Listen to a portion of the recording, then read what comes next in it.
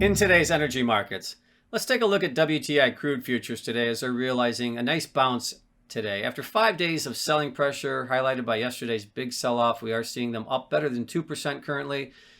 And you look at the May contract, which is the predominant contract now, we are seeing it regain the $61 handle, not only the $60 handle, the $61 handle, and we're looking at that May contract right around the 61.5 level. And looking at some of the reasons I think why we're seeing at least this renewed strength for today, some of the concerns in the market, I think, are at least for the time being, are getting discounted a little bit. And number one, the dollar is not really moving today, which is, I think, viewed as a good thing for WTI and the commodity space as a whole, as we're seeing it holding here basically at yesterday's levels.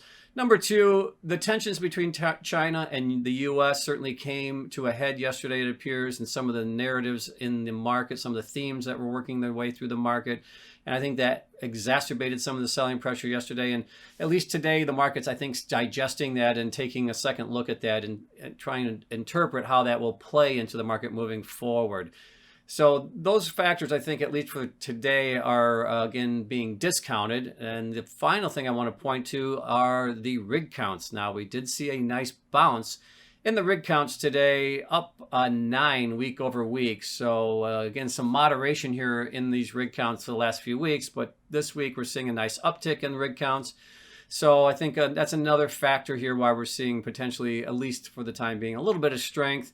Couple that with natural gas also catching a bid today. So we're seeing both natural gas up nicely as well as WTI crude futures.